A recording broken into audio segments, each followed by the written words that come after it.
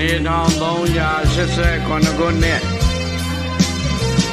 သံဃာမိုးလာပြီးကျော်6ရက်နေ့အာယုံဝါအာရဒနာကုသိုလ်ရှင်ကတော့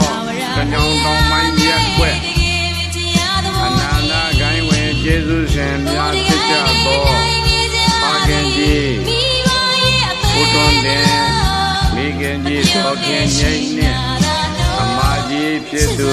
မမြတ်သန်းတို့ကိုကြည်စု၍သမီးမမြတ်သန်းကောင်းမှုနတ်လူသားတို့ခေါ်ဆိုနိုင်ကြပါစေသောဧပိစာပွဲ